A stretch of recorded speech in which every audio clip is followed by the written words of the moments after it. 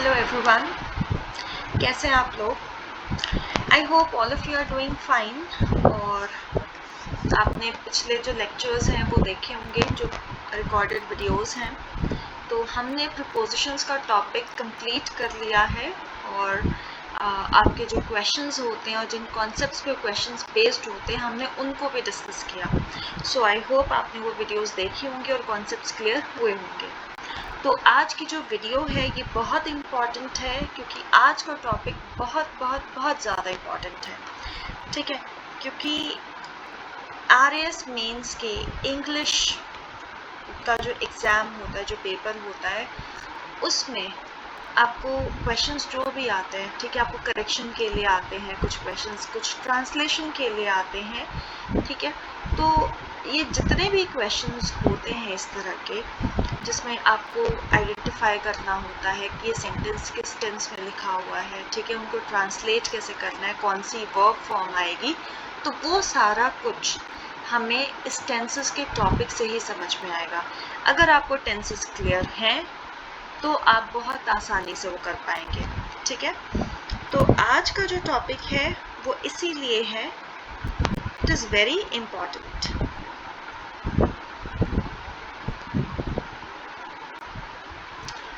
ठीक है, तो अभी हम शुरू करते हैं आज के टॉपिक को।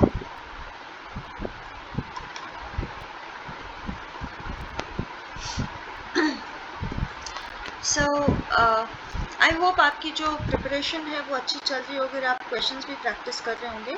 तो जो वीडियोस आप देख रहे हैं उनके कॉन्सेप्ट्स को समझ के आप प्रैक्टिस ज़रूर कीजिए। ठीक है, और जो कमेंट सेक्शन होता है उसमें कि क्या चीज़ें आपको परेशान कर रही हैं या क्या चीज़ें आपको हेल्प कर रही हैं। ठीक है, तो एक तरह से ये फीडबैक हो जाएगा और दूसरी चीज़ मुझे पता चल जाएगी कि आपको कहाँ परेशानी हो रही है, तो मैं उसको ओवरकम करने में आपकी हेल्प करूँगी। ठीक है, तो अभी हम शुरू करते हैं tenses. So what do you understand, होते क्या हैं टेंसेस? देखो, टेंसेस जो है हिंदी में इसको कहा जाता है काल। ठीक है, हिंदी में हम इसको कह सकते हैं काल। काल होता है क्या? समय। काल कुछ और नहीं होता है, काल समय होता है। ठीक है, वक्त होता है। तो टेंसेस जब हम पढ़ते हैं, टेंसेस में क्या होता है कि जो वर्ब होती है, वर्ब क्या होती है? वर्ब होती है कोई भी कार्य हम जो करते हैं वो वर्ब होती है, लेकिन उस कार्य के करने का जो समय है, ठीक है, कार्य के करने का जो समय है वो क्या होता है? वो टेंस होता है। ठीक है, कि वो कार्य हमने किस समय में किया। तो जब हमें ये पता चल जाता है तो हमें टेंस का भी बोध हो जाता है। वी नो कि टेंस क्या है ना, कौन सा टेंस है। तो टेंस के हिसाब से क्या होता है कि वर्ब की फॉर्म चेंज होती है। क्या चेंज होती है? फॉर्म चेंज होती है, बदलती है।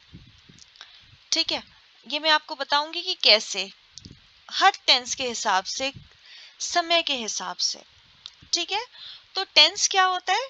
टेंस, अगर हम इसकी डेफिनेशन देखें, हिंदी में कहा कार्य के करने का जो समय होता है वो क्या है?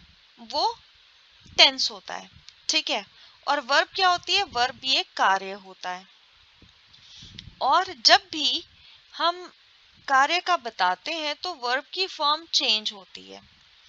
अगर हमने कहा कि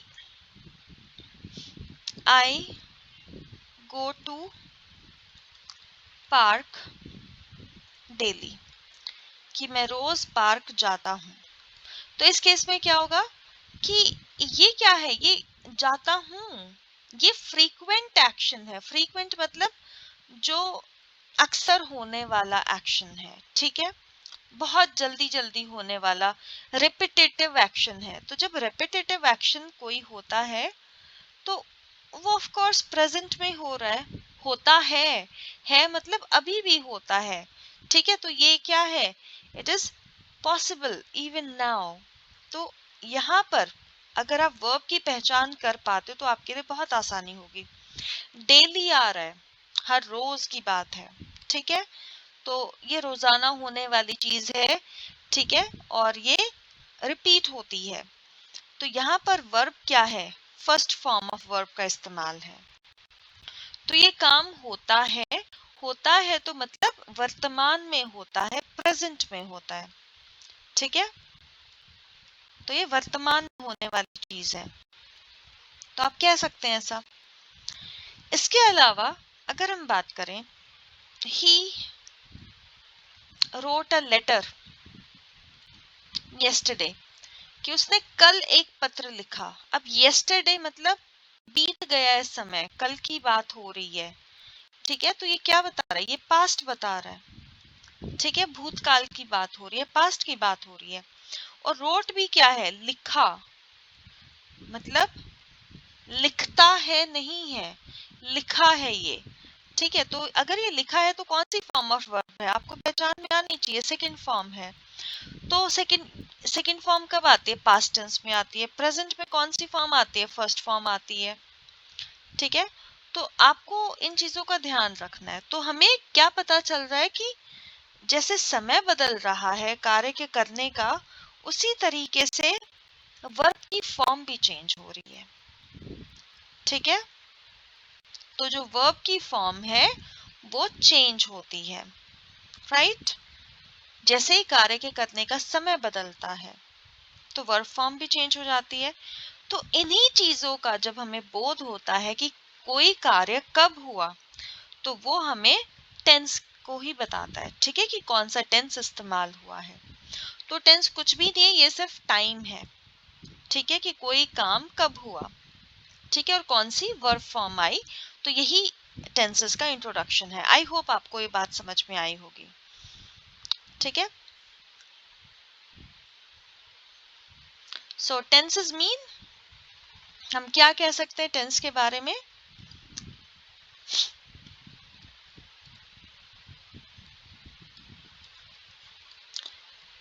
we can say that tenses are or tenses refer to the time of an action। तो सारा खेल जो है वो समय का है। refer to the time of an action indicating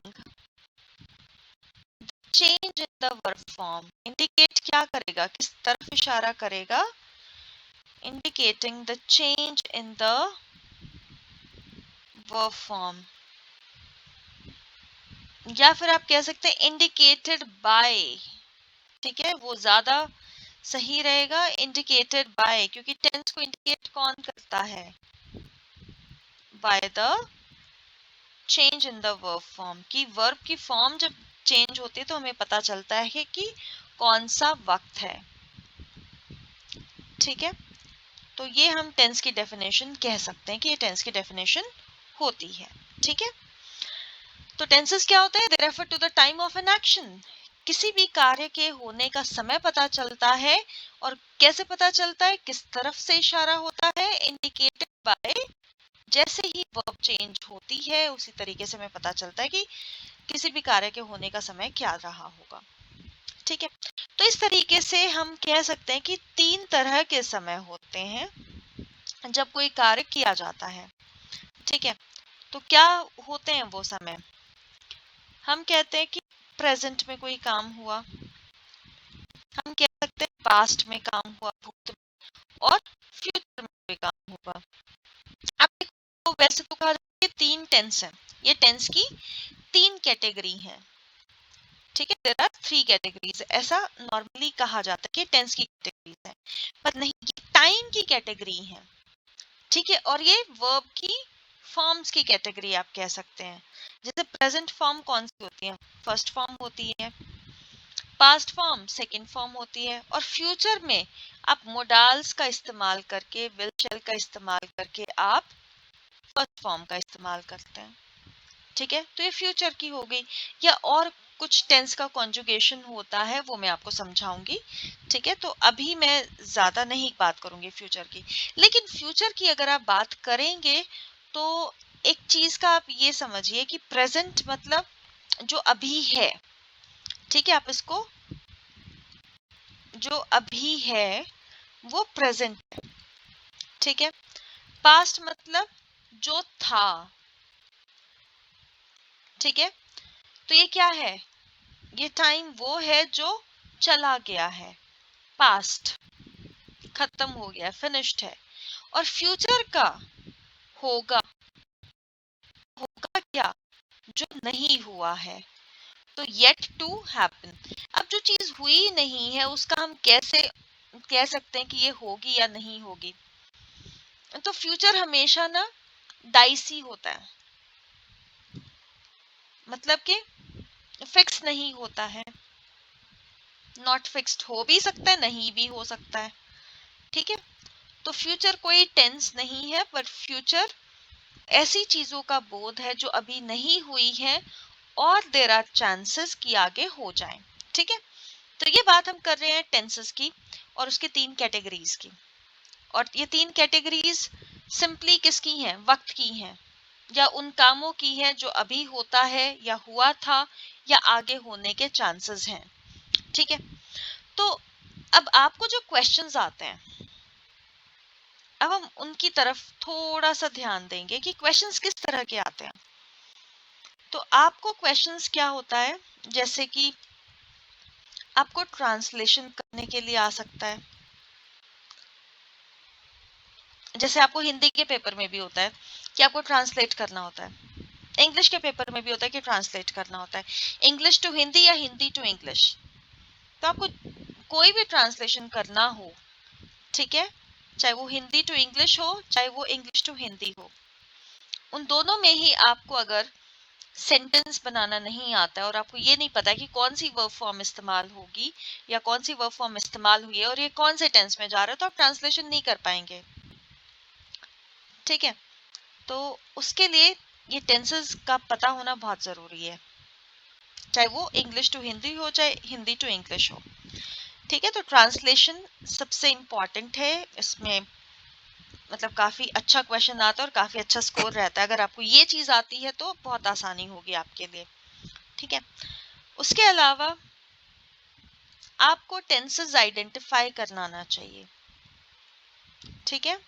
how to identify tense, क्योंकि टेंस आइडेंटिफाई नहीं करोगे तो सही तरीके से किसी चीज को, वर्ब फॉर्म को इस्तेमाल नहीं कर पाओगे, ठीक है। ये इस कॉन्सेप्ट पे भी आपके क्वेश्चंस बेस्ड होते हैं, how to identify the tenses. और जो तीसरी बात है वो किस पे बेस्ड है, कि पहली तो होगी ट्रांसलेशन पे, दूसरी होगी कि टेंसेस को identification of tenses, that is very important, ठीक है। And the third thing would be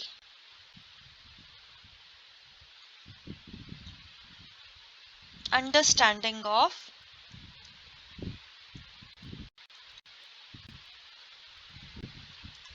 verb forms. अब हम वर्ब्स के बारे में डिस्कस नहीं करेंगे, ठीक है। और क्योंकि ये आपके सिलेबस में नहीं है, लेकिन आपको पता होना चाहिए कि वर्ब्स होते क्या, क्योंकि वर्ब्स बहुत इंपॉर्टेंट है। और फिर जो चौथी चीज है वो है करेक्शन ऑफ सेंटेंसेस। ये आपको क्वेश्चन का टाइप होता है, ठीक है, कि आपको सेंटेंसेस को करेक्ट करना होता है, ठीक है। तो ये जो how to identify the tense है ये अक्सर इसी पे बेस्ड होता है कि वर्ब फॉर्म्स कौन सी है, उसकी अगर आपको अंडरस्टैंडिंग हो जाए, और साथ साथ आइडेंटिफिकेशन ऑफ कीवर्ड्स, कुछ कीवर्ड्स भी होते हैं जो अगर आपने देख ले कि हाँ ये तो इसी टेंस में इस्तेमाल होता है, तो आपको और मदद मिल जाएगी। तो आज के लेक्चर में हम इन्हीं चीज़ों को डिस्कस करेंगे। तो टेंसेस की अगर हम बात करें तो मैंने आपको बताया कि तीन तरह के टेंसेस होते हैं, ठीक है। तो और क्वेश्चंस टाइप की हमने बात की। अब मैं आपको आगे बताऊंगी, अगर हम क्वेश्चन टाइप्स की भी बात करें, ठीक है, तो उसी में जैसे एक था क्वेश्चन, क्या था आपके आरएएस के पेपर में ही था, लेट मी टेल यू।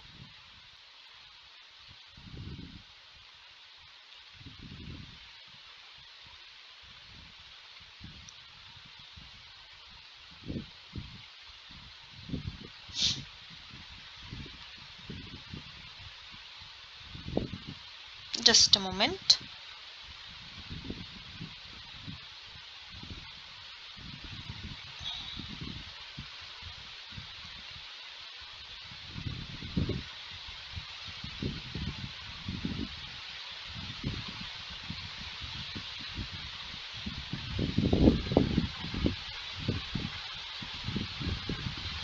जैसे एक क्वेश्चन आया हुआ था, क्वेश्चन क्या था?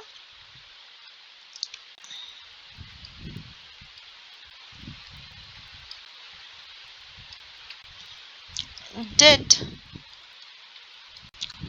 सोहन, ये आपकी RAS मेंस का ही पेपर है, Did Sohan scratched your card?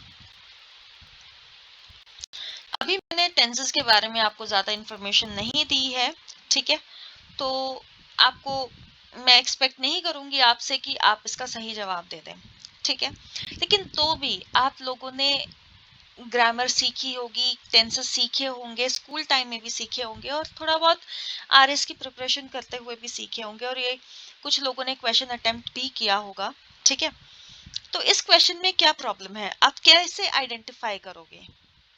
How to identify the tense, पहले तो टेंस आइडेंटिफाई करो, क्या है? डिड का इस्तेमाल है। डिड कौन सी फॉर्म है? Understand the verb form. Did कौन सी वर्ब फॉर्म है? तो हमने एक वर्ब देखी होगी डू, उसका पास्ट फॉर्म होता है डिड और third form past participle form होता है डन। तो ये क्या है? ये डिड है, ये पास्ट फॉर्म है, सेकंड फॉर्म। तो सेकंड फॉर्म कहाँ इस्तेमाल होती है? वो पास्ट में इस्तेमाल होती है, मैंने अभी थोड़ी देर पहले आपको बताया। तो डिड क्या है? सेकंड फॉर्म है, तो ये पास्ट फॉर्म है, ठीक है। अब ये बात पता चल गई कि आपने वर्ब फॉर्म को अंडरस्टैंड किया, आपने टेंस का आइडेंटिफिकेशन किया कि पास्ट टेंस है और डिड का इस्तेमाल सिर्फ पास्ट सिंपल टेंस में किया जाता है, ठीक है। अब आगे देखो, डिड सोहन स्क्रैच्ड। अब स्क्रैच्ड भी क्या है? कौन सी वर्ब आपको लग रही है? आपने देखा होगा कि अक्सर ये जो ईडी लगा होता है ये सेकंड फॉर्म या थर्ड फॉर्म में लगा होता है, क्योंकि बेसिक फॉर्म तो स्क्रैच होती है। कैसे पता? आपने यूज सुना होगा, you scratch my back I scratch yours, है ना। तो स्क्रैचिंग का मतलब क्या होता है? नाखून से या किसी और चीज से किसी चीज को रब करना, ठीक है, तो ये स्क्रैचिंग होती है। तो did Sohan scratched your card. अब रूल के हिसाब से ये आपके RS मेंस पेपर 4 में आया हुआ है ऑलरेडी क्वेश्चन, तो आपने इसका क्या जवाब दिया होता? कैसे इसको ठीक किया होता? आपको करना क्या है इसमें? सेंटेंस को करेक्ट करना है। मतलब नेक्स्ट स्टेप क्या है? Correction of sentence. कीवर्ड को आइडेंटिफाई करो, कीवर्ड है आपका स्क्रैच्ड। क्यों? क्योंकि did already past simple tense है और स्क्रैच्ड भी पास्ट फॉर्म है, ईडी वाली फॉर्म है। दो पास्ट फॉर्म्स एक सेंटेंस में इस्तेमाल करना पॉसिबल नहीं है। तो आपका मिस्टेक क्या है? यही कि डिड के साथ हमेशा फर्स्ट फॉर्म का इस्तेमाल किया जाता है। तो ये आपका की पॉइंट है जो आपको याद रखना है। अगर डिड आ गया तो ईडी नहीं आएगा किसी वर्ब के साथ, ठीक है। तो अगर हमें सेंटेंस को करेक्ट करना था तो हम इसको कैसे करेक्ट करके लिखेंगे? तो हम लिखेंगे did Sohan.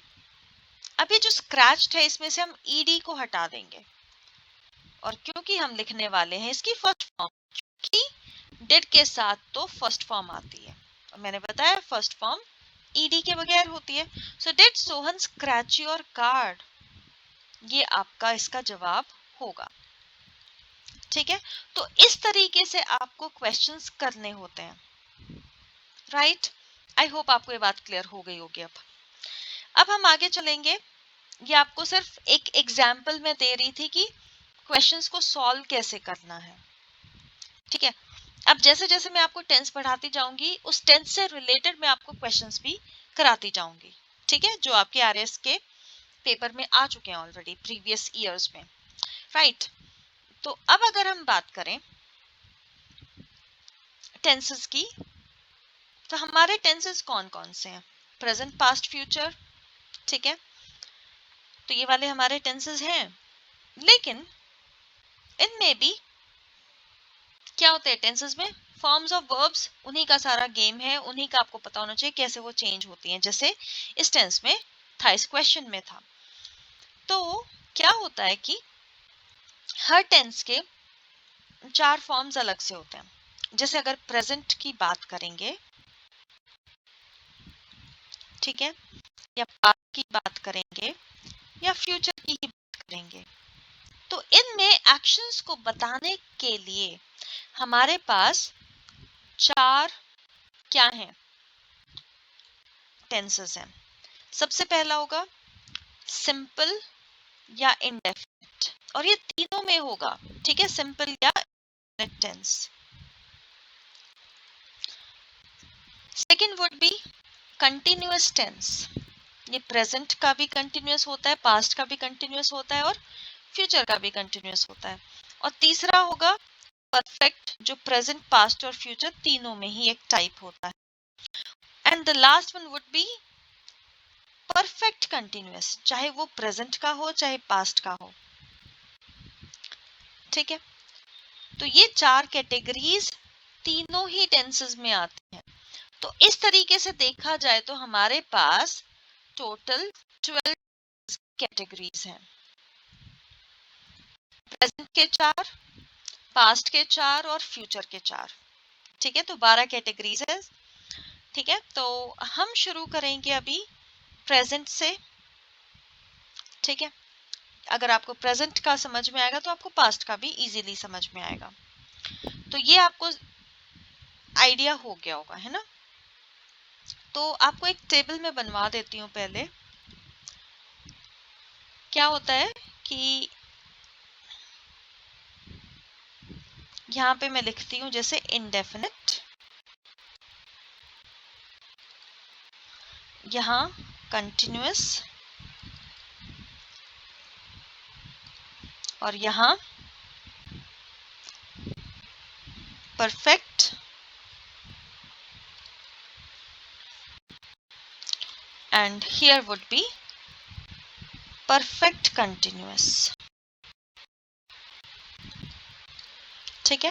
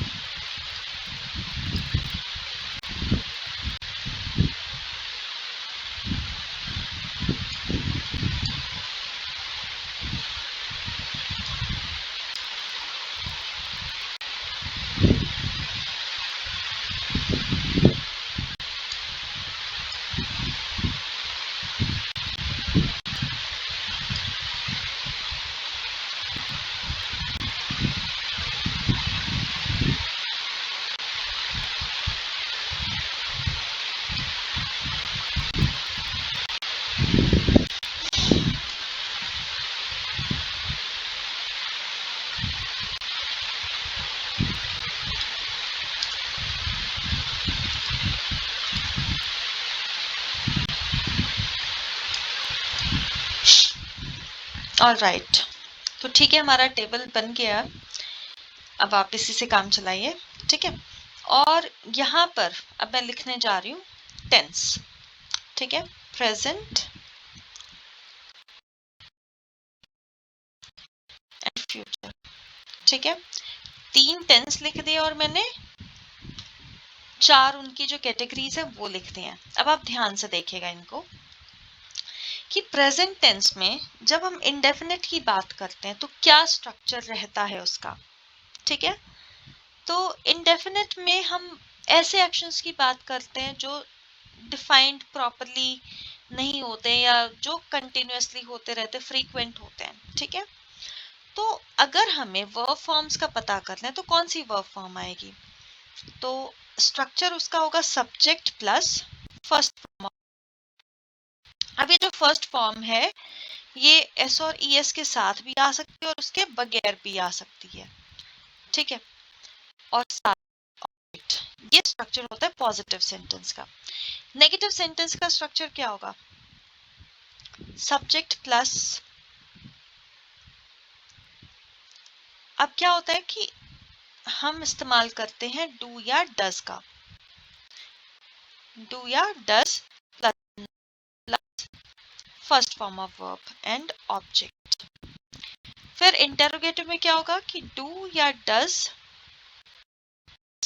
Object plus verb की फर्स्ट फॉर्म, ठीक है, plus object and question mark.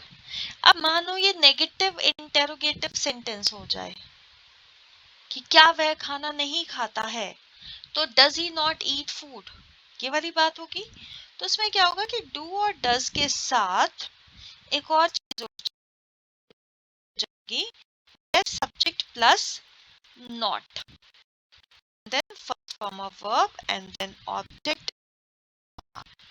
तो ये प्रेजेंट इंडेफिनिट टेंस के 4 टाइप के सेंटेंसेस का स्ट्रक्चर है। कंटिन्यूअस में क्या होगा कि सब्जेक्ट के साथ हमारा इस्तेमाल कौन सा सब्जेक्ट है उसके हिसाब से, देन वर्ब इस्तेमाल होगा और ऑब्जेक्ट का। तो अगर ये हुआ पॉजिटिव तो ऐसा होगा, अगर नेगेटिव हुआ तो इज़एमआर के बाद ना नॉट का इस्तेमाल हो जाएगा, ठीक है, वो नेगेटिव की पहचान है। तीसरा जो टाइप है वो क्या है कि इंटेरोगेटिव है, वो उसमें इज़एमआर जो है वो शुरुआत में आ जाएंगे, देन सब्जेक्ट आएगा, देन वर्ब और क्वेश्चन मार्क। अब चौथी जो कैटेगरी है वो इसमें क्या है कि वो नेगेटिव इंटेरोगेटिव हो सकता है। इसका मतलब यहाँ पर सब्जेक्ट के बाद हमें नॉट का इस्तेमाल करना है और फोर्थ कैटेगरी बन जाएगी, like is he writing a letter, is he not writing a letter, तो सब्जेक्ट के बाद नॉट का इस्तेमाल करना है इसमें, ठीक है, इंटेरोगेटिव या नेगेटिव इंटेरोगेटिव में। परफेक्ट में क्या होगा, subject plus has have plus third form an object, ये हो गया पॉजिटिव सेंटेंस। नेगेटिव में क्या होगा, हैज हैव नॉट के बाद, हैज हैव के बाद नॉट लगाना है, subject plus has not, he has not performed object. Interrogative होगा तो जो है हैज हैव, याद रखना जब इंटेरोगेटिव बनता है तो हेल्पिंग वर्ब्स को ही बिगिनिंग में रखा जाता है, has have plus subject plus not plus third and object and question mark. तो नॉट मैंने पहले ही लगा दिया, इस नॉट अगर इंटेरोगेटिव है खाली तो नॉट नहीं आएगा, अगर नेगेटिव इंटेरोगेटिव है तो नॉट भी आ जाएगा, ठीक है। और परफेक्ट कंटिन्यूअस में क्या होता है, सब्जेक्ट प्लस हैज बीन, ये बेसिकली स्ट्रक्चर होता है। लेकिन एक चीज का एडिशन होता है जो कि परफेक्ट कंटिन्यूअस में होता है, वो क्या है, सिंस और फोर। जब प्रपोजिशंस कराई कि सिंस और फोर का इस्तेमाल टाइम को बताने के लिए होता है कि कितना टाइम हुआ है। सिंस होता है जब आप बात करते हो उस टाइम की जो एग्जैक्टली पॉइंट ऑफ टाइम है, और फोर होता है ड्यूरेशन के लिए। तो आपको अगर याद होगा तो हमने इस बारे में बात की थी। ठीक है, तो कब से काम हो रहा है वो बताने के लिए सिंस और फोर का इस्तेमाल होता है। परफेक्ट कंटिन्यूअस में क्या होगा, हैज हैव नेगेटिव बीन आएगा, मतलब बीन से पहले नॉट आ जाएगा, इस बात का आप ध्यान रखें। और सिंस और फोर एंड में आएगा ही टाइम के साथ। और अगर परफेक्ट कंटिन्यूअस का इंटेरोगेटिव हो तो हैज हैव जो भी हो वो पहले लिखा जाएगा, देन बीन का इस्तेमाल होगा, फिर हैज हैव के बाद subject, has have then the subject then been and then verb plus ING. अब अगर ये नेगेटिव हुआ तो हैज हैव सब्जेक्ट के बाद और बीन से पहले नॉट का इस्तेमाल होगा, इस बात का आप ध्यान रखें। ठीक है, तो इनके एग्जाम्पल्स भी हम देखेंगे, जैसे मैं आपको अभी बता देती हूँ। वो टेंस के हिसाब से भी हम देखेंगे। जैसे आप इंडेफिनिट की बात करेंगे तो आई राइट,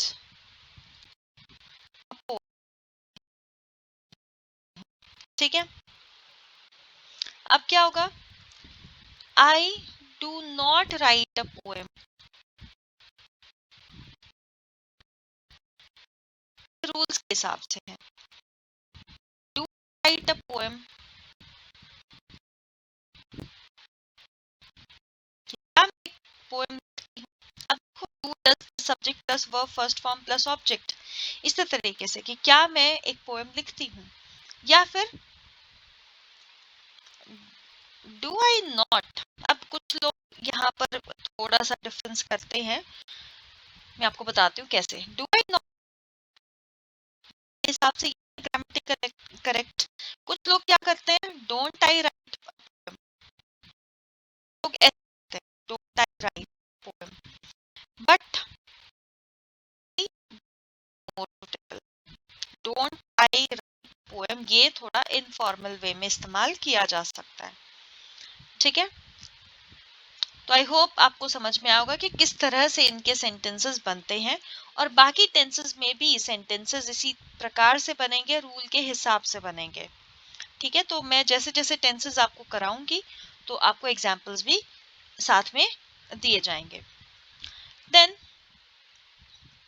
अब अगर बात करनी है हमें पास्ट टेंस की, तो पास्ट में क्या होता है, जहां प्रेजेंट में फर्स्ट फॉर्म होती है वहीं पास्ट में सेकंड फॉर्म का इस्तेमाल होता है। ठीक है, और ऑब्जेक्ट, तो जहां पर प्रेजेंट में डू और डस हो जाता है, डिड फर्स्ट फॉर्म, डस के साथ भी फर्स्ट फॉर्म आते हैं, डिड के साथ भी फर्स्ट फॉर्म आएगी, ये चीजें बहुत काम की हैं। देन इंटेरोगेटिव होगा तो did plus subject plus first form and then the object. अगर हुआ नेगेटिव इंटेरोगेटिव तो डिड के बाद सब्जेक्ट के बाद वर्ब की फर्स्ट फॉर्म से पहले आप नॉट लिखेंगे, नेगेटिव में क्या था। ठीक है, तो नेगेटिव इंटेरोगेटिव बन जाएगा। एंड उसके अलावा आपको और क्या चीजों का ध्यान रखना है, जैसे कंटिन्यूअस टेंस में हम क्या करेंगे,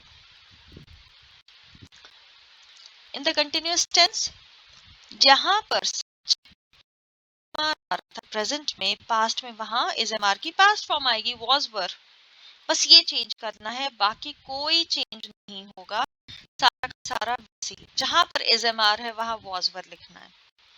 ठीक है, इसी तरीके से परफेक्ट जब टेंस है तो जहां आपने वहां को हैड लिखना है, बाकी सारे रूल सेम रहेंगे। यहाँ पर हैज हैव की जगह हैड लिखोगे, नेगेटिव में क्या होगा, हैड के बाद नॉट आ जाएगा और ये नेगेटिव बन जाएगा। इंटेरोगेटिव में क्या होगा कि हैड को आप पहले लिखेंगे, हैड द सब्जेक्ट देन क्या होगा third form and then the object, तो यहाँ पर लिख देंगे। ठीक है, तो ये इस तरीके से आप जहां पर हैज हैव है प्रेजेंट में वहां उसकी पास्ट फॉर्म पास्ट में लिख देंगे, वो क्या होगा हैड। और परफेक्ट कंटिन्यूअस में क्या होगा, जहां हैज हैव है वहां पर हैड लिख देंगे क्योंकि ये पास्ट का क्या है, कंटिन्यूअस है। ठीक है, तो इस तरीके से आपको इन बातों का ध्यान रखना है। अब फ्यूचर की जब बात करेंगे तो फ्यूचर जो है उसके भी अपने रूल्स हैं। ठीक है, तो we will talk about them. क्या रूल्स हैं? फ्यूचर में सब्जेक्ट होता है, उसके साथ हम लिखते हैं shall,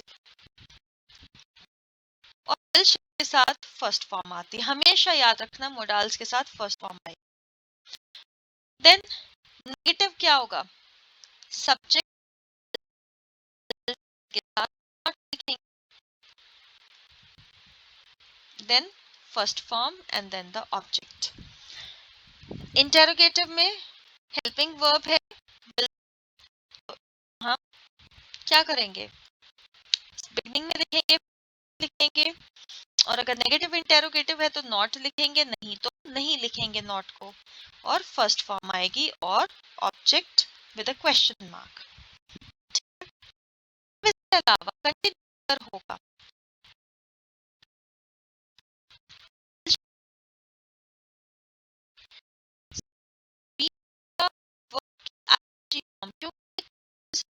फॉर्म आएगी। ठीक है, और ऑब्जेक्ट ये होगा।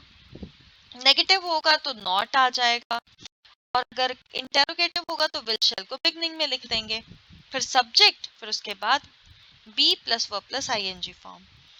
और इसी तरीके से परफेक्ट में होगा तो subject plus will shall plus have, क्योंकि हैव थर्ड फॉर्म तो मैंडेटरी है। ठीक है, या हैव की कोई फॉर्म, जैसे यहाँ पर हैड लिखा था क्योंकि past में, लेकिन हैव क्यों है? प्रेजेंट फॉर्म लगती है, इसलिए यहाँ पर हैव ही आएगा, और हैव के साथ हमेशा थर्ड फॉर्म लगती है क्योंकि परफेक्ट में होता है।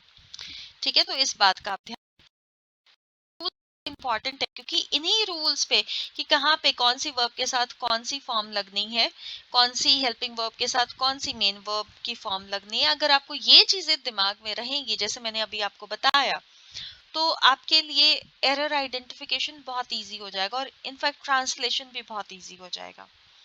ठीक है, तो परफेक्ट में क्या होगा? Will shall plus have plus third form होगा। अगर नेगेटिव हुआ तो विल शेल नॉट हैव हो जाएगा। ठीक है, और इंटेरोगेटिव हुआ तो विल शेल को आगे रख देंगे। ठीक है, क्योंकि यही मेन हेल्पिंग वर्ब है जो फ्यूचर को डिनोट करती है। Will shall plus subject then have and then the object. ठीक है, तो इस तरीके से स्ट्रक्चर बनेगा with a question mark. And perfect continuous में क्या होगा?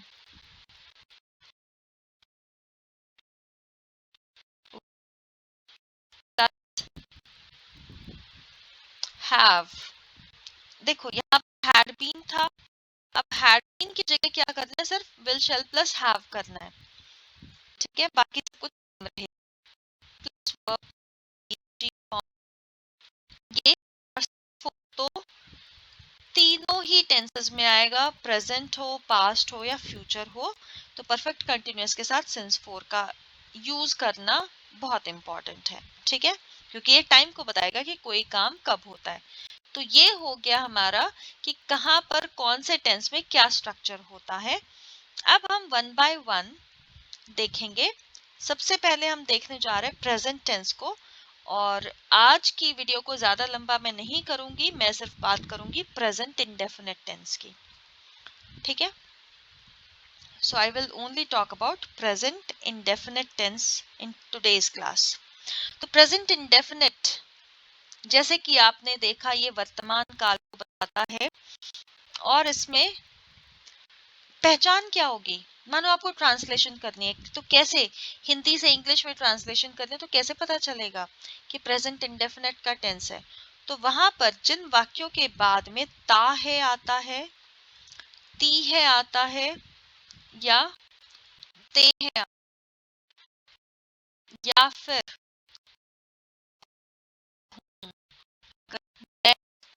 मैं जाता हूँ, मैं खाता हूँ या मैं खाती हूँ।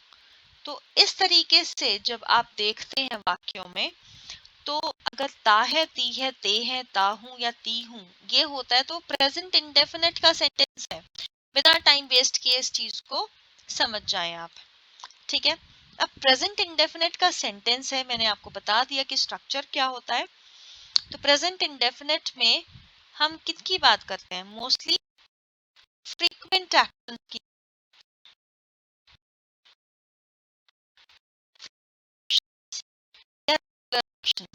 जो कंटिन्यूस रेगुलरली हैपनिंग जो एक्शंस होते हैं, जो लगातार होते हैं, उनकी हम बात करते हैं। रूटीन एक्शन, ठीक है, उनकी जब बात करें तो प्रेजेंट इंडेफिनिट का इस्तेमाल होता है, अक्सर ऐसा होता है।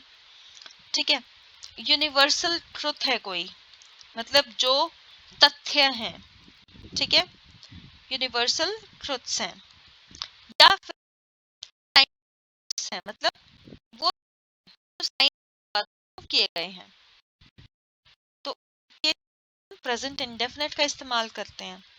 किसी हैबिट है, हैबिचुअल एक्शंस है, वो बदली नहीं जा सकती है, उसके लिए प्रेजेंट इंडेफिनिट का इस्तेमाल होता है। अब आपने किसी का कोई कथन है जो बहुत साल पहले लिखा गया है, कोई कोट है किसी का, तो उसके लिए प्रेजेंट इंडेफिनिट वो भी उसी टेंस में होगा। अब अगर आप कोई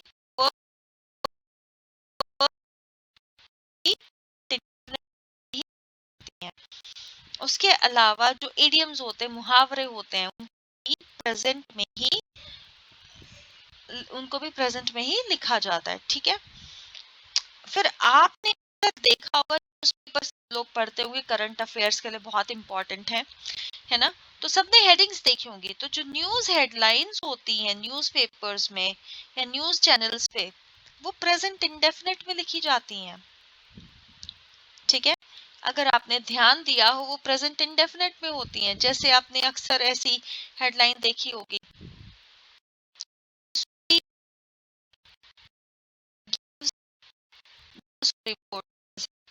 The Supreme Court gives its verdict.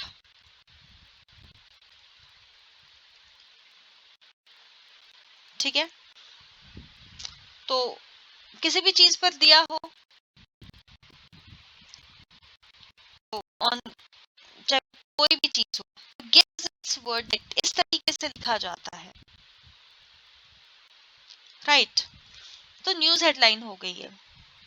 News headline होती है जो सबसे ऊपर बोल्ड में लिखी जाती है, उसके बाद उसकी पूरी रिपोर्ट होती है। वो अलग चीज है कि वो किस टेंस में लिखी जाए, उस पर ज्यादा फर्क नहीं पड़ता है, लेकिन जो हेडलाइन होती है वो प्रेजेंट टेंस में लिखी जाती है। इसके अलावा और क्या वाक्य ऐसे होते हैं जो आपको प्रेजेंट इंडेफिनिट में मिलते हैं या आपको प्रेजेंट इंडेफिनिट में ही कन्वर्ट करने होते हैं? आपने कभी देखा होगा कि कुछ वाक्य होते हैं उसमें दो पार्ट होते हैं। ठीक है, तो उसमें क्या होता है कि एक तो जैसे इस तरीके से होता है, इफ क्लॉज होता है। ठीक है, तो इफ क्लॉज को हम कहते हैं कंडीशनल। वो जो एक पार्ट होता है वो इफ से स्टार्ट होता है या अनलेस से स्टार्ट होता है, मतलब वो कंडीशनल सेंटेंस होता है, कंडीशनल क्लॉज होता है। या फिर व्हेन वाला जो क्लॉज होता है, व्हेन क्लॉज वो टाइम इंडिकेट कर रहा होगा, तो ये क्लॉज होते हैं, ये प्रेजेंट में लिखे जाते हैं। ठीक है, तो इफ क्लॉज और व्हेन क्लॉज, मतलब टाइम क्लॉज और कंडीशनल क्लॉज, ये भी प्रेजेंट में ही लिखे जाते हैं। इनके अलावा एक और चीज होती है, जैसे हम कहते हैं लाइक फ्यूचर प्लान्स होते हैं। ठीक है, उनको भी प्रेजेंट में लिखा जा सकता है। तो ये जो मैंने 7 आपको यूजेस बताए हैं, मैंने किस चीज के यूज बताए हैं? ये मैंने आपको बताए हैं जहां पर प्रेजेंट इंडेफिनिट का इस्तेमाल होता है। ठीक है, तो एग्जांपल्स भी साथ साथ में बताऊंगी, जस्ट स्टे विद मी। ठीक है, अब क्या होता है कि मैंने आपको सेंटेंस का स्ट्रक्चर बताया, पहले दोबारा बता देती हूँ, भूल गए होंगे, है ना। तो प्रेजेंट इंडेफिनिट टेंस, जब भी आप कोई वाक्य देखते हैं जो कि सब्जेक्ट पहले आता है, उसमें सब्जेक्ट कौन होता है? कार्य को करने वाला, कर्ता, ये आपका सब्जेक्ट हुआ, कर्ता, ठीक है। फिर उसके बाद आती यहाँ पर फर्स्ट फॉर्म ऑफ वर्ब, पहली फॉर्म, कार्य, एक्शन, और उसके बाद आती है ऑब्जेक्ट, मतलब जिस पे कार्य किया जाए, ठीक है। तो ऑब्जेक्ट को हिंदी में क्या कहते हैं वो मुझे नहीं पता है, वैसे तो वस्तु कहते हैं, पर ग्रामर के हिसाब से क्या कहना चाहिए वो मुझे नहीं पता, तो इसीलिए मैं यहाँ पर लिखना चाहूंगी रिसीवर ऑफ एक्शन, ठीक है। ये आप मुझे बताएं कि ऑब्जेक्ट को क्या कहेंगे, पर हाँ ये एक्शन को रिसीव करते हैं, मतलब जो सब्जेक्ट ने, कर्ता ने कोई कार्य किया उसका असर किस पे जाएगा, इस ऑब्जेक्ट पे जाएगा, ठीक है, वो रिसीवर ऑफ एक्शन होता है, ठीक है। या फिर ये ऑब्जेक्ट क्या होगी, ये सब्जेक्ट के बारे में डिटेल होगी, डिटेल अबाउट द सब्जेक्ट, ठीक है। तो इस तरीके से आप ग्रामर की चीजों को समझिए और सीखिए,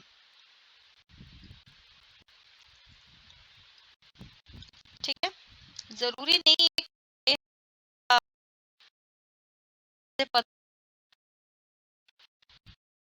कि वो समझ आना है, समझाना चाहिए of subject, detail about subject, वो आप है। जैसे कि he is hungry, अब he सब्जेक्ट करता है, is क्या है, ये वर्ब है, ठीक है।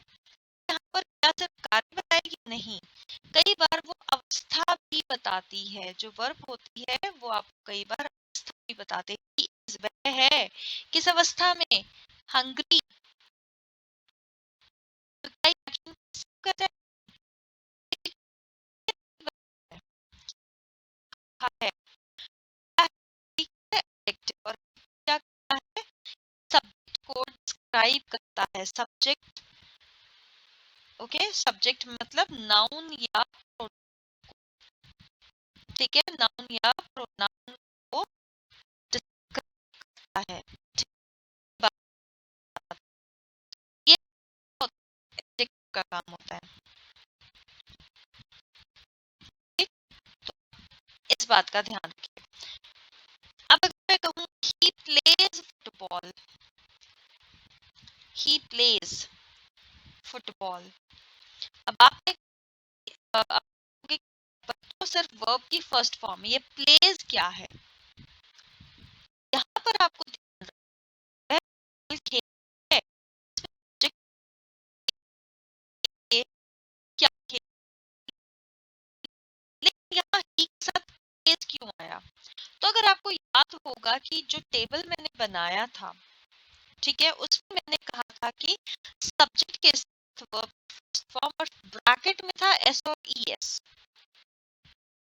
ठीक है, एस और ई एस था, फिर तो यहाँ आता है, जब आपका सब्जेक्ट सिंगुलर हो, एक वचन हो, ठीक है, सिंगुलर सब्जेक्ट हो, तो उसके साथ वर्ब की फर्स्ट फॉर्म और वो भी एस फॉर्म में आती है, ठीक है, ये जरूरी बात है आपको समझने की, राइट।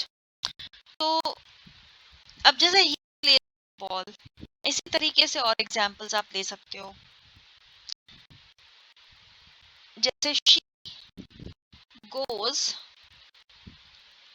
फॉर अ वॉक, कि वो रोजाना सैर के लिए जाती है, she goes for a walk daily. अब इस केस में क्या है, शी के साथ गोज का इस्तेमाल हुआ, शी गोज, वह जाती है, ठीक है। तो शी के साथ ईएस वाली वर्ब आएगी, ही के साथ भी ईएस वाली वर्ब आएगी, लेकिन जो सब्जेक्ट सिंगुलर नहीं होते हैं उनके साथ क्या होता है, वो कैसे सब्जेक्ट होंगे, वो प्लूरल सब्जेक्ट्स होंगे, और ये बात मैंने शायद आपको पहले भी बताई होगी, प्लूरल सब्जेक्ट्स के साथ हमेशा कौन सी वर्ब इस्तेमाल होगी? Base form. Base form of verb is used. ठीक है, ये प्लूरल सब्जेक्ट्स के साथ होता है। ठीक है, तो प्लूरल कौन से होते हैं? बहुवचन होते हैं। जैसे अब यहाँ था she goes for a walk daily. They अगर प्लूरल है तो उसके साथ तो फर्स्ट फॉर्म आएगी और कोई एस और ईएस का इस्तेमाल नहीं होगा। नो एस और ईएस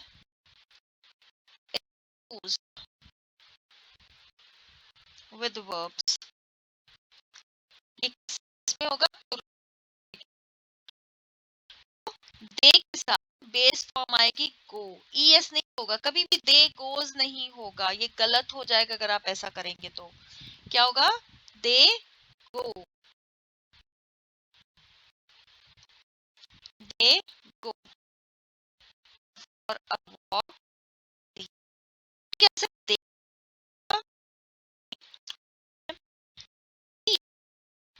आई यू या फिर बाकी प्लूरल नाउन्स, उन सब के साथ क्या यूज होगा? First form of verb.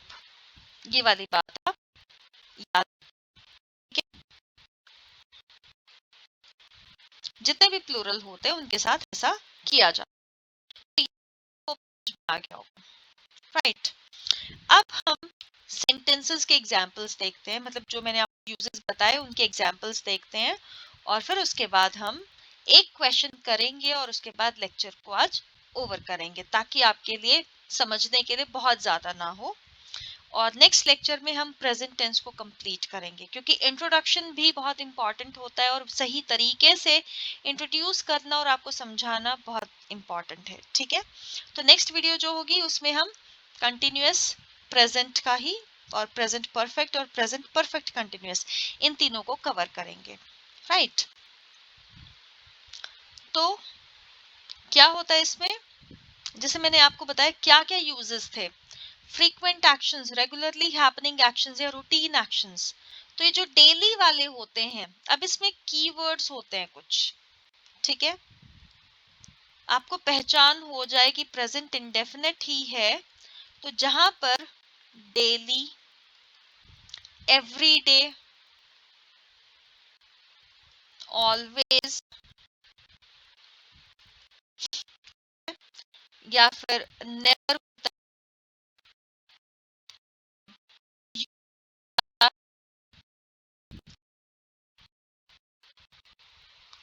तो वहां पर ये कीवर्ड्स होते हैं अक्सर। तो आपको अगर ये नजर आ रहे हैं तो ये इंडेफिनिट टेंस की ही पहचान है।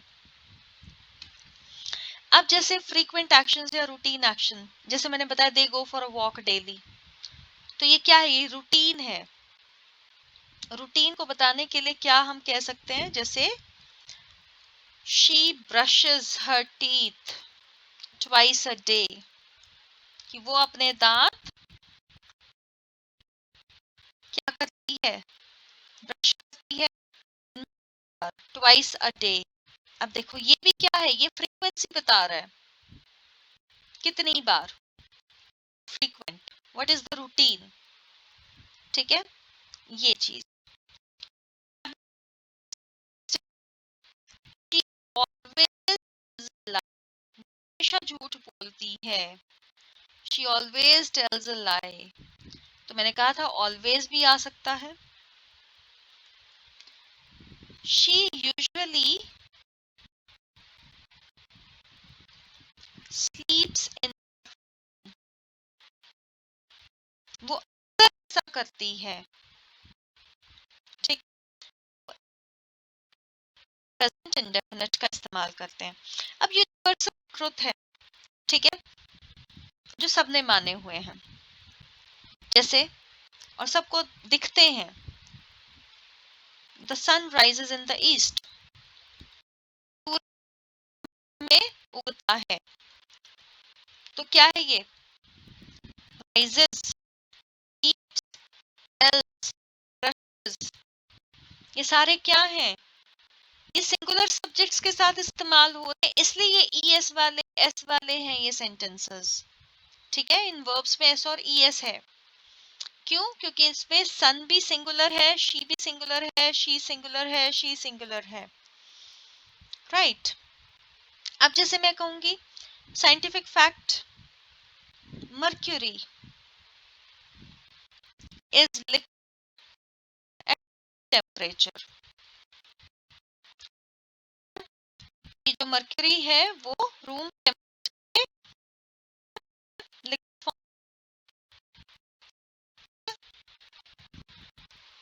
जो जिसका इस्तेमाल हमारे थर्मोमीटर्स में किया जाता है, इस प्रॉपर्टी का इस्तेमाल, है ना, कि पारा कितना चढ़ा, कितना टेम्परेचर है बॉडी का, उस तरीके से।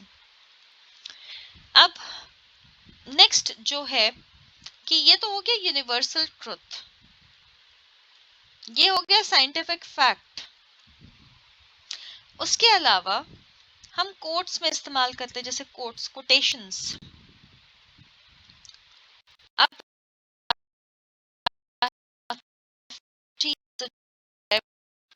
इसमें क्या होता है,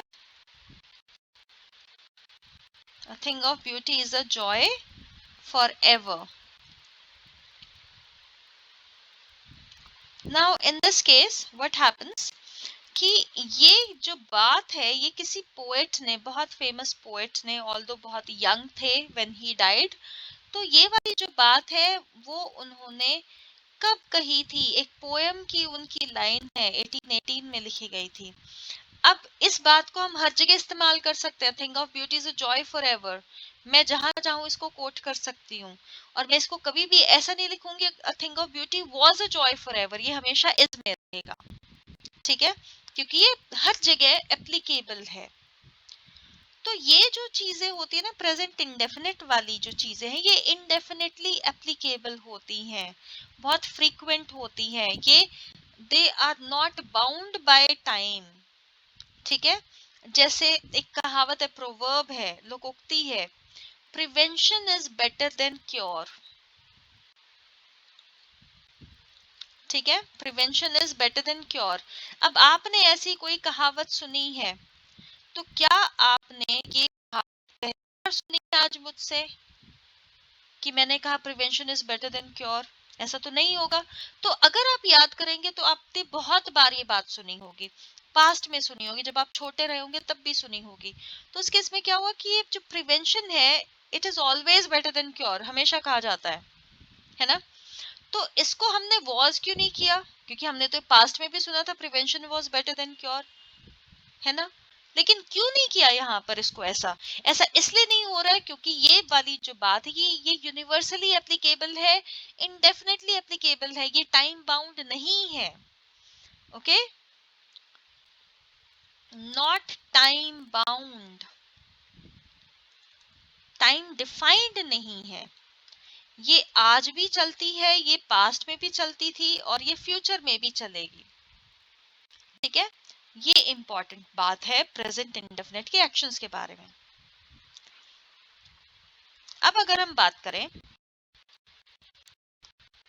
जैसे न्यूज हेडलाइंस की मैंने बात की थी, अभी कल ही की न्यूज है, शायद ये देखी होगी न्यूज़पेपर में, इंडिया बीट्स बांग्लादेश। अब कितने विकेट से क्या है वो हम फिल इन द ब्लैंक्स पे छोड़ देते हैं, ठीक है, बट हाँ ये न्यूज रही है, इंडिया बीट्स बांग्लादेश। अब ये चाहे कल हराया हो, लेकिन बात क्या होगी, आज के न्यूज़पेपर में अगर आप देखोगे तो वो इसी तरीके से आएगा जैसे अभी अभी हुआ है। सो न्यूज हेडलाइंस को क्यों रखा जाता है प्रेजेंट इंडेफिनिट में? टू कीप देम फ्रेश, हमें पता लगे कि ताजा खबर है, अभी अभी हुआ है, ठीक है। आपने मैच की कमेंट्री देखी होंगी, ठीक है, वहां पर जो कमेंटेटर होता है, आपने बहुत सारे कमेंटेटर्स को सुना होगा, नवजोत सिंह सिद्धू को सुना होगा, रवि शास्त्री, और आजकल सब लोग ही बहुत सारे कमेंटेटर्स होते हैं, है ना। तो उन सब में क्या होता है, वो क्या करते हैं, वो एक एक पल की खबर देते हैं, और वो उसी टाइम पे हो रही होती है और वो बता रहे होते हैं। जैसे क्या क्या, बैट्समैन ने चौका मारा, तो क्या कहेगा, कमेंटेटर उसको बताएगा द बैट्समैन हिट्स अ 4,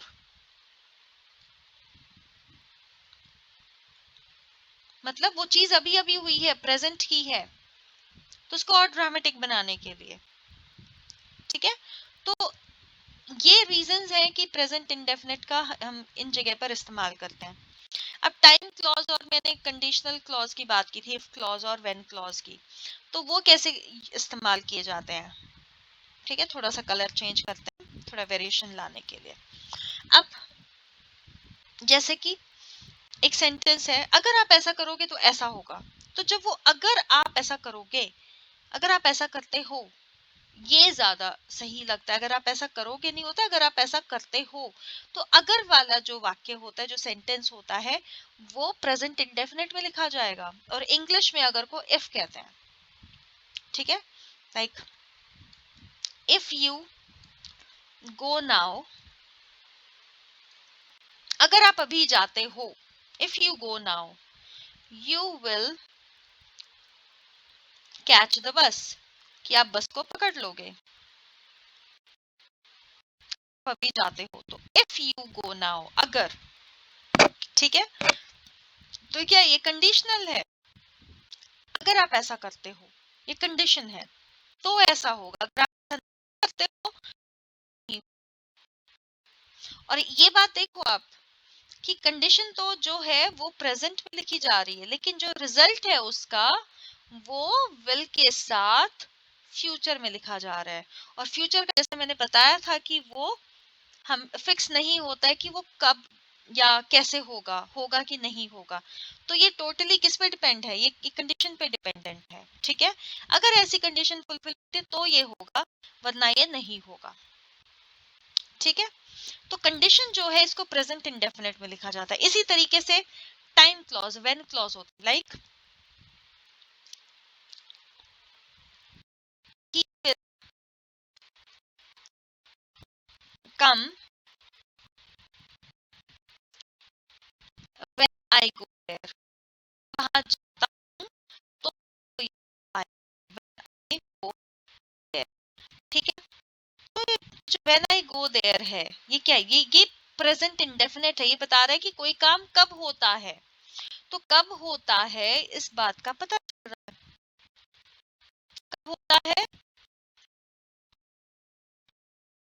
तो ये काम होता है। ठीक है, और इसको भी, इस रिजल्ट भी फिर से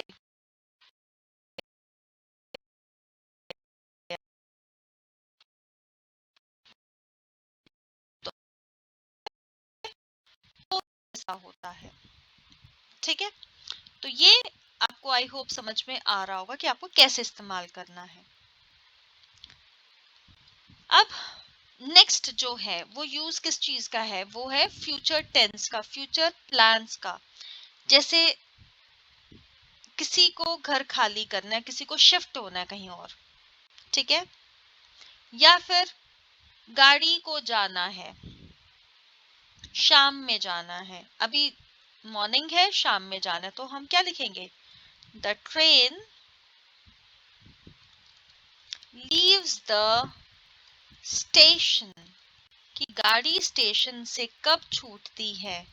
the train leaves the station tomorrow, कल एट 6 AM, सुबह 6 बजे कल। ठीक है, अब जैसे टुमारो एट 6 AM ऐड हो गया तो ये फ्यूचर की बात कर रहा है।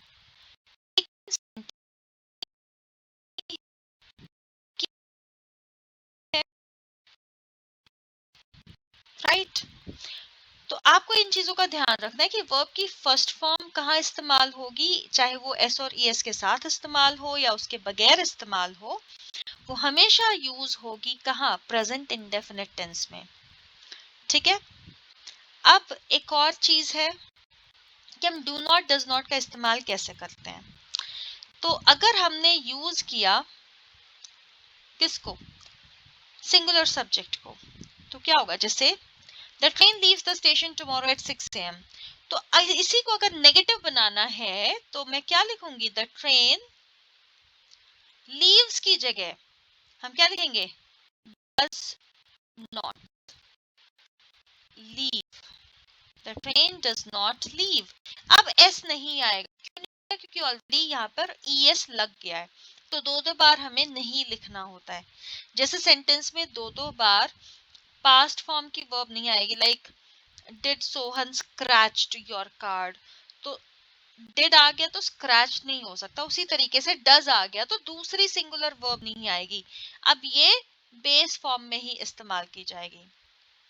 ठीक है, so the train does not leave the station tomorrow at 6 AM। कोई या फिर इंटेरोगेटिव फॉर्म में क्या कर सकते हो, डज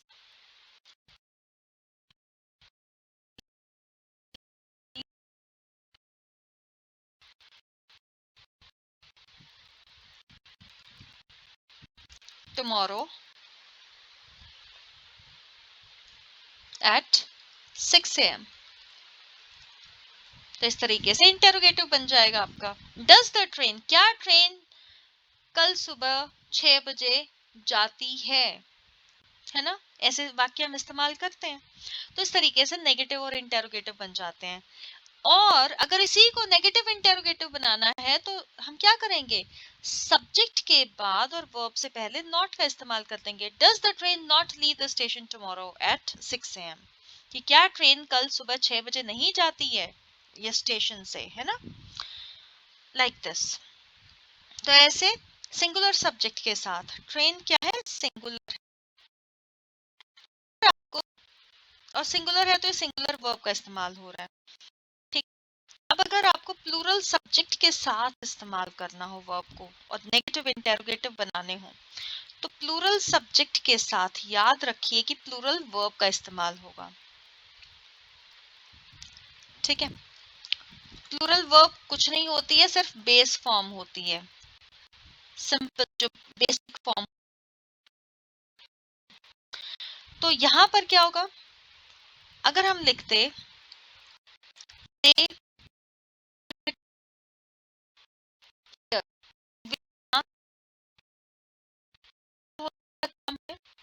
ना, क्रिकेटर, अब दे के साथ प्ले आया, मतलब एस जहां पर लग गया वो तो हो गई सिंगुलर वर्ब।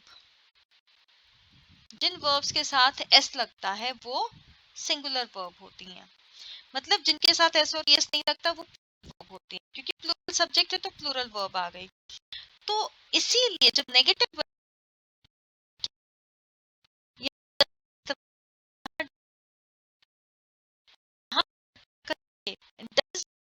ईएस लग के वो सिंगुलर बने, तो हम बेसिक फॉर्म ही इस्तेमाल करेंगे जो कि है डू। तो दे के साथ बाकी वी यू आई के साथ क्या यूज होगा, डू इस्तेमाल होगा। दे डू नॉट, वे यहाँ नहीं खेलते हैं, they do not play here, वे यहाँ नहीं खेलते हैं। ठीक है, मतलब हाँ। और अब आपको जब ट्रांसलेशन भी करना हो, जैसे लिखा हुआ है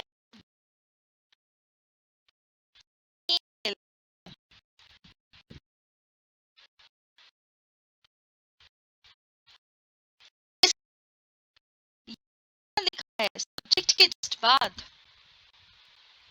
ठीक है, लेकिन इंग्लिश और हिंदी के रूल्स अलग हैं। हिंदी में पहले सब्जेक्ट लिखा है, फिर उसके बाद ये ऑब्जेक्ट लिखिए कि कहाँ, ठीक है, ये बता रहा है कि कहाँ खेलते हैं वो, फिर नॉट का इस्तेमाल हो रहा है और उसके बाद वर्ब इस्तेमाल हो रहा है। मेन वर्ब हिंदी का स्ट्रक्चर है, इंग्लिश में ऐसा नहीं चलता है। इंग्लिश में आप पहले सब्जेक्ट लिखते हैं, फिर वर्ब लिखते हैं और उसके बाद ये एडवर्ब लिखी ऑब्जेक्ट में कि कहाँ पर कोई काम हो रहा है। So they do not play here, they play cricket here. तो इससे आपको ये अंदाजा होगा कि ये जो यहाँ सब्जेक्ट के साथ इस्तेमाल हुआ है वो इंग्लिश में एंड में इस्तेमाल होता है। जो एडवर्ब्स होती हैं वो अक्सर वर्ब के बाद आती हैं। ठीक है, तो सब्जेक्ट आ गया यहाँ पर, डू नॉट, उसके बाद मेन है कुछ भी हो सकता है, एडजेक्टिव, एडवर्ब, कंजंक्शन, प्रीपोजिशन, कोई और नाउन, कुछ भी हो सकता है। और अक्सर एडवर्ब्स जो होते हैं, जो बताते हैं कि कोई काम कैसे होता है, कहाँ होता है, कब होता है, तो वो एडवर्ब्स होती हैं। ठीक है, तो वो अक्सर वर्ब के बाद आती हैं। और यहाँ पर ये हियर जो है, ये पहले क्यों नहीं आया क्रिकेट से? आपने ऐसे क्यों नहीं लिखा दे प्ले हियर क्रिकेट, है ना? क्यों? क्योंकि जब हम बोलते हैं कि दे प्ले, तो हमारे मन में आता है क्या, तो उस क्या का जवाब देने के लिए क्रिकेट को पहले लिखते हैं कि वो क्या खेलते हैं, ये डायरेक्ट ऑब्जेक्ट है, और वो कहाँ खेलते हैं वो बाद की बात है। ठीक है, तो इस वजह से तो हम इसी स्ट्रक्चर को फॉलो करेंगे। So they do not play cricket here और they do not play here. अब अगर इंटेरोगेटिव होगा तो इस हेल्पिंग वर्ब को पहले ले आएंगे। ठीक है, तो पहले लिखेंगे हेल्पिंग वर्ब, फिर सब्जेक्ट, फिर मेन वर्ब, और फिर ऑब्जेक्ट, और साथ में क्वेश्चन मार्क। सो क्या लिखेंगे? डू को पहले लिख दिया, फिर सब्जेक्ट है they, do they, main verb play, do cricket here, कि क्या वे यहाँ क्रिकेट खेलते हैं। ठीक है, इस तरीके से। और अगर होता कि नेगेटिव इंटेरोगेटिव, तो आपको बताया ही था मैंने, सब्जेक्ट और मेन वर्ब के बीच में नॉट को लिख देंगे, it here. That would be your correct answer. So I hope ये आपको समझ में आ गया होगा प्रेजेंट इंडेफिनिट टेंस के बारे में।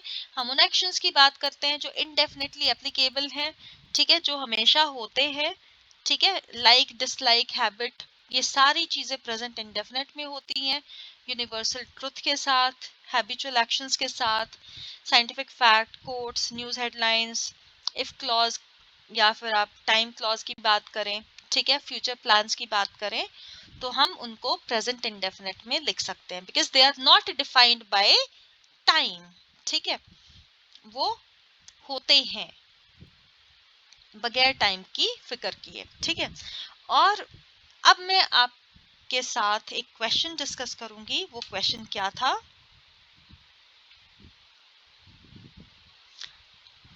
लाइक ही इज पेपर आया is taking tea every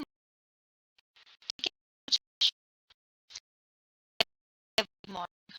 तो इसका क्या आप जवाब देंगे कि इसको कैसे ठीक करना है? आपको इसको करेक्ट करना था। He is taking tea every morning का क्या जवाब होगा? कि हर सुबह चाय ले रहा है, ऐसा कहेंगे तो गलत होगा ना। हम क्या कहेंगे? वह हर सुबह चाय लेता है, या वह हर सुबह चाय पीता है। हिंदी में जब इसका ट्रांसलेशन किया कि वह हर सुबह चाय पी रहा है, तो वो गलत हो जाता है, उसका मीनिंग सही नहीं आता है। तो हम क्या करते हैं? हम उसको करेक्ट करेंगे। और करेक्ट क्या होगा? कि वह हर रोज चाय पीता है या हर सुबह चाय पीता है। ठीक है, तो इसीलिए इस टेकिंग की जगह हमें क्या करना है? साथ से लिखेंगे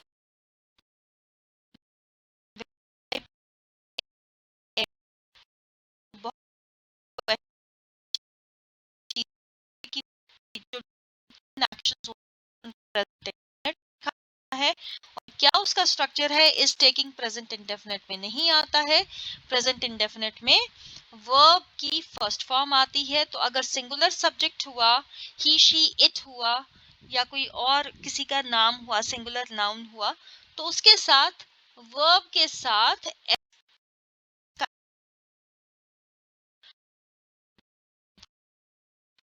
तो वहां पर प्लूरल वर्ब का इस्तेमाल होगा, जहां पर एस और एस का इस्तेमाल नहीं होगा वर्ब के साथ। सो आई होप आपको आज का जो टेंसेस का लेक्चर है, जो कि फर्स्ट पार्ट रहेगा हमारा, ये आपको क्लियर हुआ होगा। ठीक है, तो बहुत जल्दी हम फिर से मिलेंगे। हम टेंसेस का सेकंड पार्ट लेके आएंगे, जिसमें हम प्रेजेंट टेंस को कंप्लीट करेंगे। फिर जो सेकंड पार्ट आएगा, थर्ड पार्ट आएगा सॉरी, उसमें हम पास्ट टेंस को कंप्लीट करेंगे, क्योंकि पास्ट टेंस बहुत इंपॉर्टेंट है। आपके अक्सर जो सवाल है वो पास्ट टेंस से आते हैं। ठीक है। लेकिन ऐसा बिल्कुल भी नहीं है कि आपको प्रेजेंट टेंस को नेग्लेक्ट करना है या फ्यूचर को नेग्लेक्ट करना है, ऐसा बिल्कुल भी नहीं होना चाहिए, क्योंकि क्वेश्चन कहीं से भी आ सकता है और आपको ट्रांसलेशन तो किसी भी टेंस की दी जा सकती है, ठीक है। तो हम हर एक टेंस को इक्वल इम्पोर्टेंस देंगे, ठीक है। और मैं आशा करती हूँ कि आपको ये चीज समझ में आई होगी और ये आपको हेल्प भी करेगी, ठीक है। So please go through these concepts, do watch the video regularly, ठीक है। और प्रैक्टिस कीजिए, कॉन्सेप्ट्स की क्लैरिटी उसी से आएगी। जितना सवालों को देखोगे आप, जितना क्वेश्चंस को देखोगे और सॉल्व करने की कोशिश करोगे, उतना ही आपको पता चलेगा कि आपको कितना आता है और आपको कितनी हेल्प की नीड है।